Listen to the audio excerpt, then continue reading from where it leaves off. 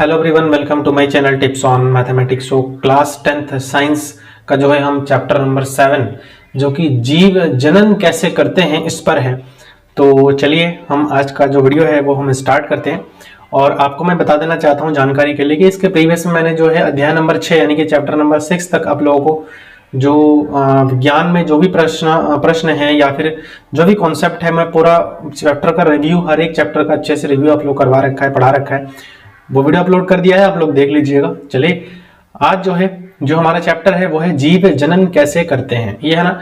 और देखो, बायोलॉजी का एक बहुत ही मोस्ट इंपॉर्टेंट चैप्टर है, इसमें से क्वेश्चन आप लोगों से पूछे जाते हैं। तो चलिए हम हर एक पॉइंट पर अच्छे से डिस्कशन करेंगे। तो सबसे पहले जो चैप्टर का नाम है कि जीव जनन कैसे करते हैं ठीक है ना। तो देखो, जीव की अगर मैं बेसिकली बात करूं तो जीव में हम, आप, पेड़ पौधे जो भी है ना, ये सारे के सारे जीव हैं।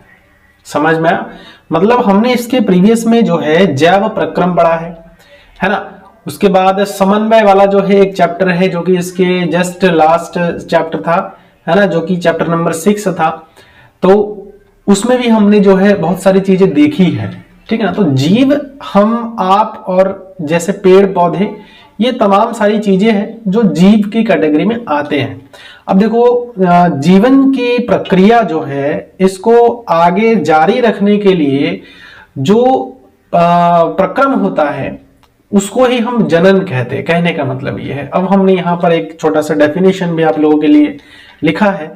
तो सबसे पहले तो हम जनन की बात कर रहे हैं। तो जनन देखिए क्या है, जैव प्रक्रम, जो कि हमने चैप्टर नंबर 5 पर पढ़ रखा है, जिसके द्वारा जीव अपने समान संतति या संतान का निर्माण करते हैं। जनन जीवों का अस्तित्व बनाए रखता है।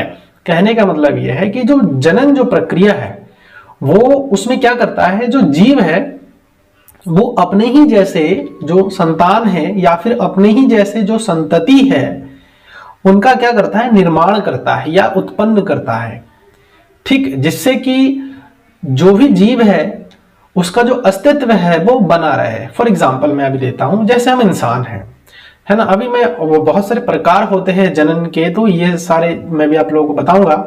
जैसे हम इंसान हैं, हम इंसान जनन करते हैं, तो हम इंसान जनन करते हैं तो उसमें से इंसान के जैसा ही, है ना, अपने जैसा ही संतान उत्पत्ति होता है, ठीक है ना। अब जो है, अगर गाय है, गाय अगर प्रजनन करता है या जनन करता है तो उस कंडीशन में गाय के जो है बछड़े या फिर गाय के जैसा ही एक संतान वो भी उत्पन्न करता है। कुत्ता, आप देखेंगे जितने प्रकार के जीव है आप इस ब्रह्मांड में ले लीजिए, जितने प्रकार के जीव है वो अगर जनन कर रहा है तो उसके जैसा ही जो है एक संतान या फिर संतति का निर्माण करता है, जिससे क्या होता है, उसका अस्तित्व बनाए रखता है। अब मैं एग्जांपल देता हूं, अगर जैसे इंसान जनन कर रहा है तभी तो इंसानों का अस्तित्व है।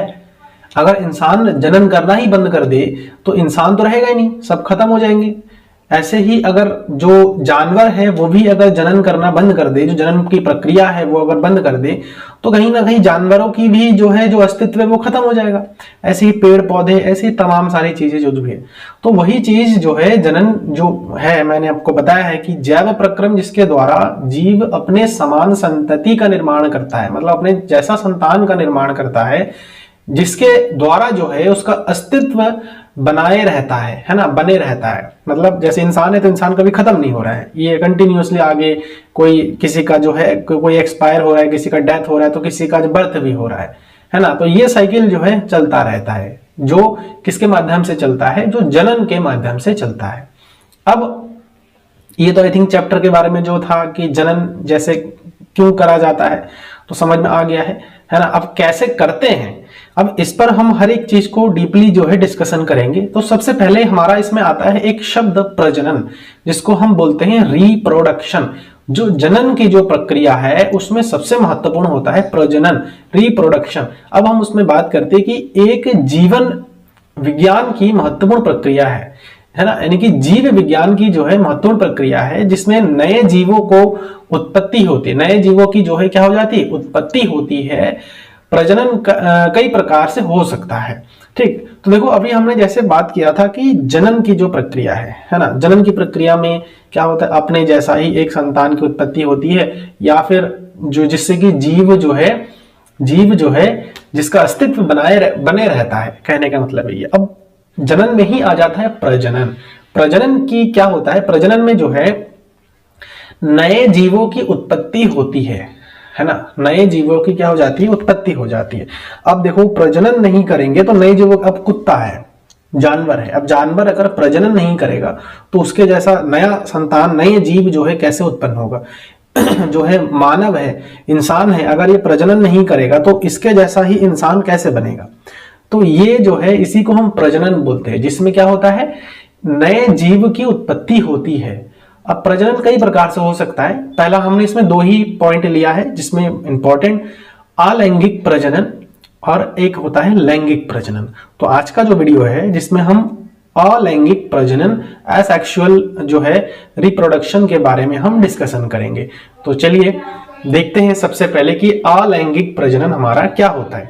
ठीक है ना, बहुत महत्वपूर्ण है, वीडियो को एंड तक देखिएगा, इसके क्वेश्चन आप लोगों से जरूर पूछे जाते हैं।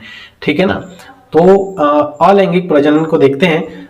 अलैंगिक प्रजनन क्या होता है, देखिए कह रहे हैं कि अलैंगिक प्रजनन एक ऐसी प्रक्रिया है जिसमें सिर्फ एकल जीव ही भाग लेते हैं, एकल जीव ही भाग लेते हैं। अब देखो अलैंगिक और लैंगिक, जब हम लैंगिक प्रजनन पढ़ेंगे तब 2 जीव, मादा और नर का होना बहुत आवश्यक हो जाता है ना। जब हम लैंगिक प्रजनन की बात करेंगे तो वहां नर और मादा का होना आवश्यक होता है।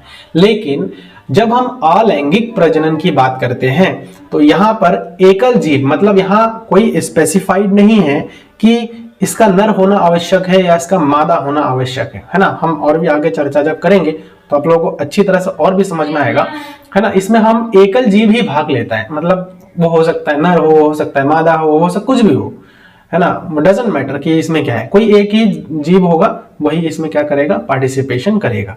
जिसमें लैंगिक कोई प्रक्रिया नहीं होती है ना, कोई सेक्सुअल प्रक्रिया नहीं होती है, उसी को ही हम क्या कहते हैं, अलैंगिक प्रजनन कहते हैं। क्लियर है। देखो इसमें क्या करें, इसमें युग्मकों का संलयन मतलब निषेचन जिसको हम बोलते हैं, जैसे लैंगिक प्रजनन में ये वर्ड जो है बहुत इंपॉर्टेंट, निषेचन होता है या गुणसूत्रों की संख्या में परिवर्तन नहीं होता है। ठीक है ना। अलैंगिक प्रजनन की कुछ विधियां हैं, जैसे खंडन हो गया, मुकुलन है, बीजाणु निर्माण है, उसके बाद कायिक प्रवर्धन है। हम इन सारी चीजों को डिस्कशन करेंगे एक एक करके आगे, है ना।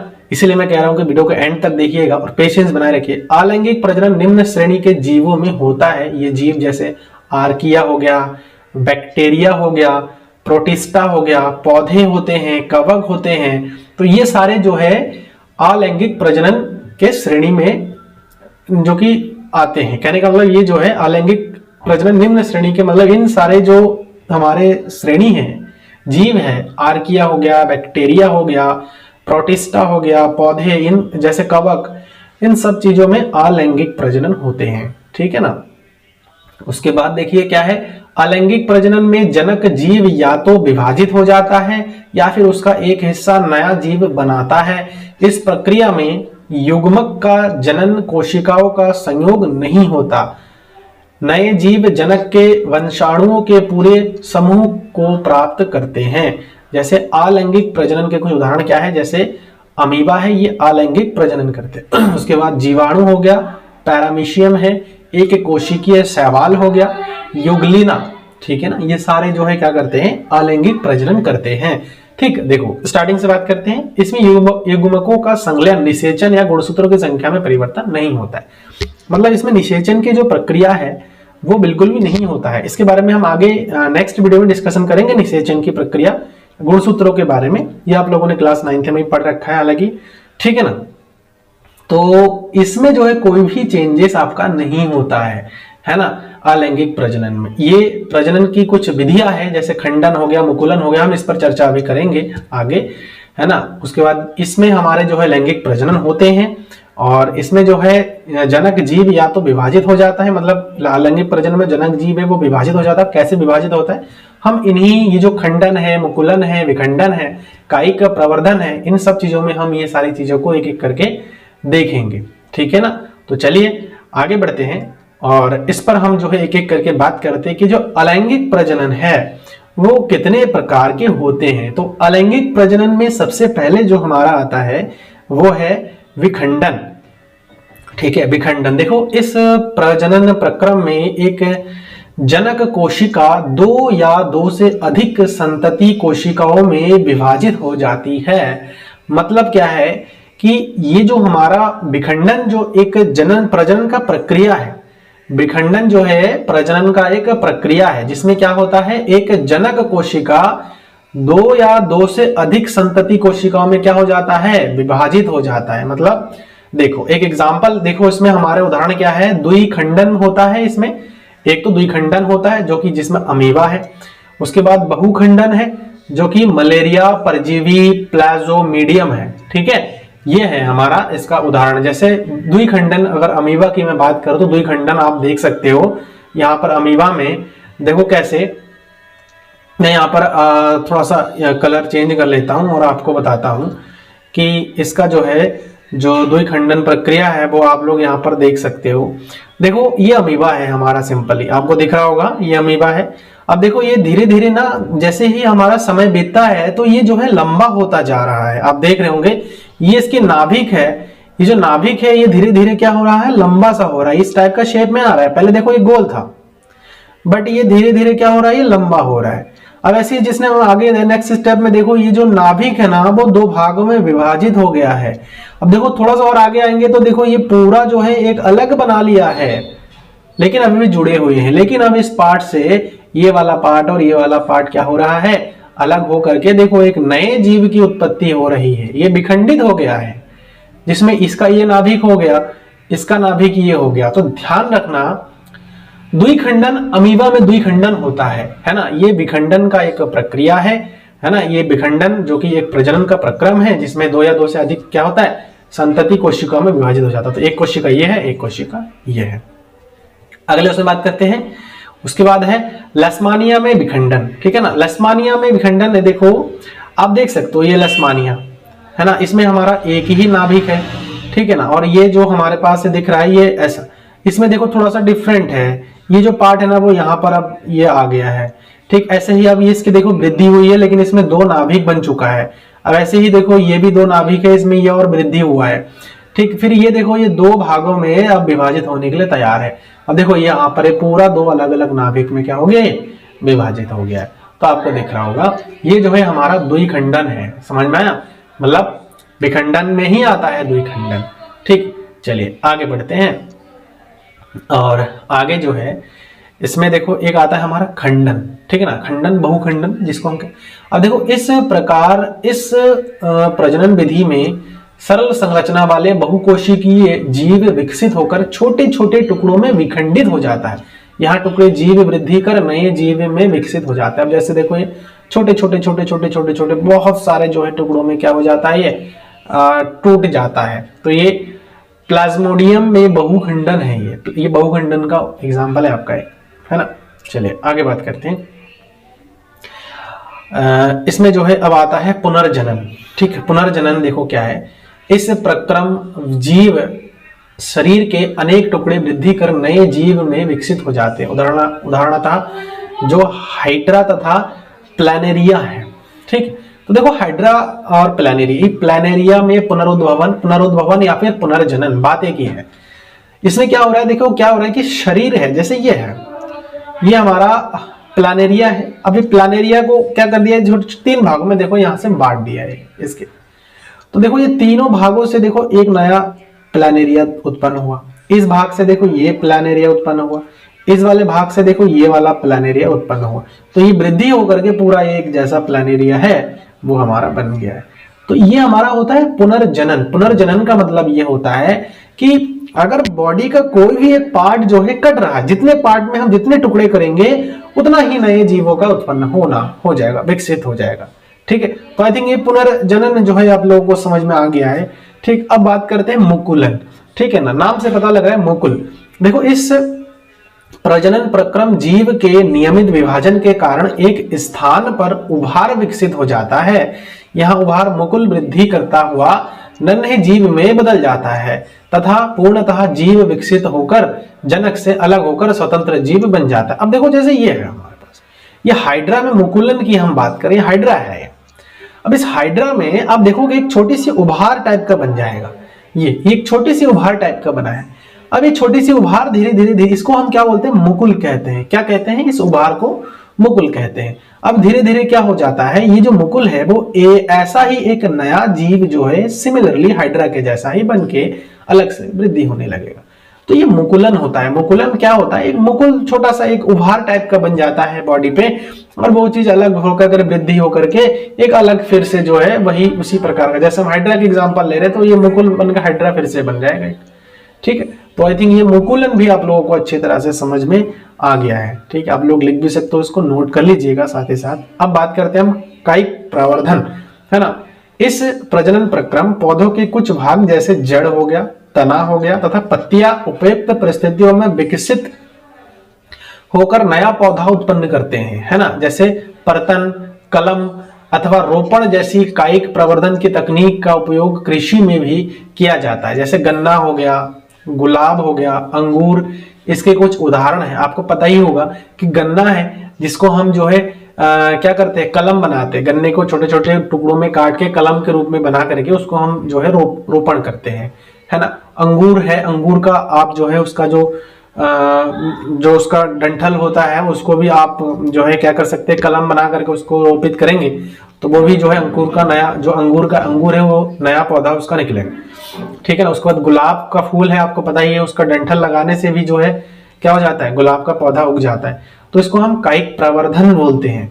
ठीक है ना, कायिक प्रवर्धन बोलते हैं। मतलब कोई भी तना हो गया या फिर पत्तियां हो गया, ये कुछ उपयुक्त परिस्थिति में क्या होता है, विकसित हो जाता है।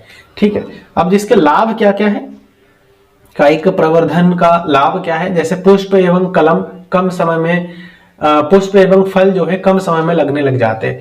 अब ये कलम वाला जो पौधा होता है, जैसे आम के पौधे में जैसे कलम वाला पौधा भी होता है आम का, तो उसमें जल्दी से जो है क्या हो जाता है, आम लग जाता है। मतलब छोटे से में ही जो है आम लग जाता है। लेकिन गुठलियों वाले में अगर हम बात करें पौधा होना, तो उसमें बहुत समय लग जाता है ना। वही अगर कलम बना करके हम आम का पौधा बनाए तो उसमें कम समय में ही आम जो है उसमें लग जाता है। ऐसे ही गुलाब के उसमें भी हम जो है कलम के रूप में अगर करें तो फूल जल्दी आ जाएगा, तो कम समय में पुष्प एवं फल जो है लगने लग जाता है। तो इसका एक लाभ भी है जो कायिक प्रवर्धन की हम बात कर रहे हैं। पौधों को उगाने के लिए उपयोगी जो बीज उत्पन्न करने की क्षमता खो चुके हैं, जैसे संतरा हो गया, गुलाब हो गया, चमेली हो गया, है ना, इसमें बीज उत्पन्न करने की क्षमता नहीं होती। ये बहुत उपयोगी होता है। ये जो कलम वगैरह बनाते हैं हम तना या जड़ से, देखो एग्जांपल लिया है, ये कलिकाओं के साथ ब्रायोफिल्म की पत्ती है ये। अब देखो ये हमने इसको जो है मिट्टी में रख दिया, अब धीरे धीरे क्या होगा, ये धीरे धीरे सूखता रहेगा, ये धीरे धीरे सूखता रहेगा, लेकिन सूखने के साथ साथ नए पौधों का भी विकसित करेगा। आप देख रहे होंगे कलिका निकल रहा है, ये समझ में आया। तो ये कायिक प्रवर्धन है, आप इसको लिख सकते हो। आई थिंक ये समझ में आ गया है ना। चलिए अब अगले उस पर चलते हैं, और इसमें जो है बीजाणु समांसंग है। ठीक है ना। इस अलैंगिक प्रजनन प्रक्रम में कुछ सरल बहुकोशिकीय जीवों के ऊर्ध्व तंतुओं पर सूक्ष्म गुच्छ यानी कि गोल संरचनाएं जनन में भाग लेती है। ये गुच्छ बीजाणुधानी है, जिनमें बीजाणु वृद्धि करके राइजोपस के नए जीव उत्पन्न करते हैं। जैसे ये है राइजोपस के बीजाणु संघ, इसमें बीजाणु होते हैं। ये देखो छोटे छोटे गोल गोल सा आकृति है, इसमें क्या होता है, बीज होते हैं, इसमें बीजाणु होते हैं। ठीक है ना। तो नए पौधों का इसमें भी ये एक अलैंगिक प्रजनन है। ठीक है, तो आई थिंक ये जो है आप लोगों को समझ में आ गया है, अलैंगिक प्रजनन। ठीक, और वीडियो कैसा लगा आप लोग मुझे कमेंट के माध्यम से जरूर बताएं। आज की वीडियो में हम इतना ही चर्चा करेंगे, और इसके नेक्स्ट वीडियो में हम लैंगिक प्रजनन के बारे में डिस्कशन करेंगे। और चैनल पर अगर नए हैं तो आप लोग जो है इसको सब्सक्राइब करिए, साथ ही साथ नोटिफिकेशन बेल को भी प्रेस कर लीजिए। और जो है वीडियो सही लगे, मेरा चैनल अगर आप लोगों को लगता है कि हेल्पफुल है, तो उसको अपने दोस्तों के साथ भी शेयर करिए, ताकि उन लोगों को भी हेल्प हो जाए। चलिए नेक्स्ट वीडियो में मिलते हैं। Thank you so much.